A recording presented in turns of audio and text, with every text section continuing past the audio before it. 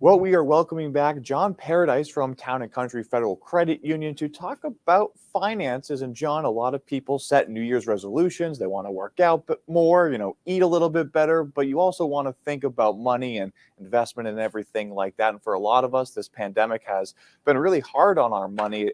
People have lost a job or maybe took a pay cut. So what is kind of your advice to really building back up some emergency funds or your savings? Well, I think the most important thing, Happy New Year, Sam, is, don't look at yourself. Don't be too hard on yourself. If you've done an assessment on what you did last year and you think, well, I really didn't do everything I wanted to do, nobody is. It's always a work in progress, especially with finances. So I think the first thing you need to look at is build up that emergency fund. And it used to be 3 to 4 months of savings in the emergency fund, but now most experts think 6 months, maybe a half a year or so of emergency savings, and that may seem like an overwhelming amount, and in some cases it is. But I think what you need to look at is start small, put away whatever you can, and doing something is always better than doing nothing. And you can't get to where you want to be unless you get started. And John, we are a few weeks out of the holiday season, so that kind of final big spending push for a lot of us ended, and now we start the new year. How do we, and what are some tips for folks to really, kind of readdress our budget, maybe kind of crack down a little bit? Because like I said, that big spending push in December is now over. We now have another 12 months before that time again. Well, I think the most important thing is look at what you're spending money on. Look at the needs versus wants. If you're really challenged financially, it might be time to get rid of those wants and really focus on the needs. If you make some small cuts here and there, like maybe don't get coffee every day, maybe cut out one of the streaming services you're doing for a short period of time. It's not an all or nothing thing. Don't completely punish yourself by cutting out all the things that you like and you love and you enjoy, but cut out a few of those things and you'll be amazed at how quickly those savings can add up. Now, the holiday season may be, 11 months away at this point, but repaying student loans is coming back a little bit quicker than a lot of folks wanted to. So, John, with the student loan payment, coming back in May, what advice do you have for folks who still have, thousands of dollars to pay off?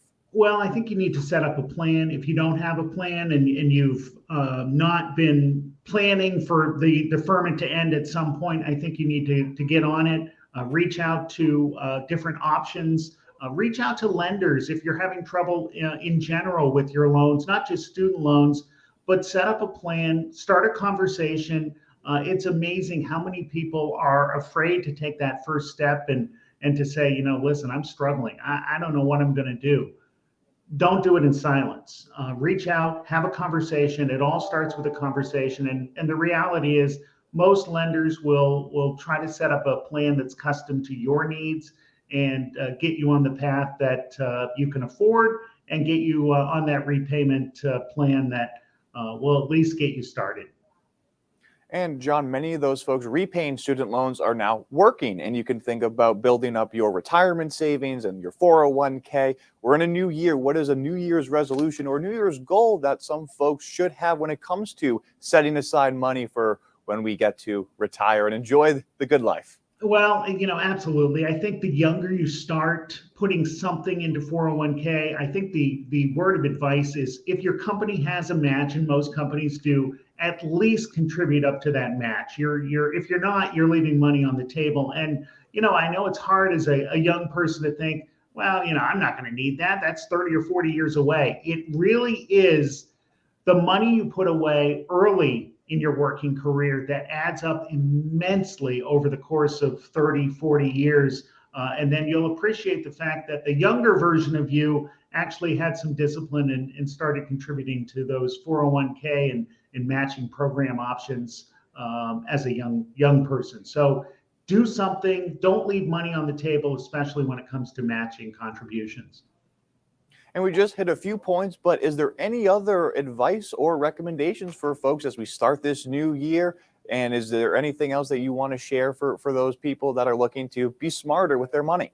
Well, I think you get yourself educated a little bit on what your financial situation is.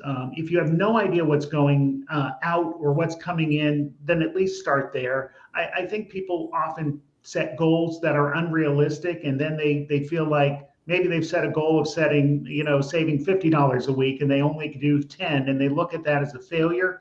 Don't look at it that way. The glass is half full when it comes to resolutions, especially financial ones. So again, my real words of advice are doing something is always better than doing nothing.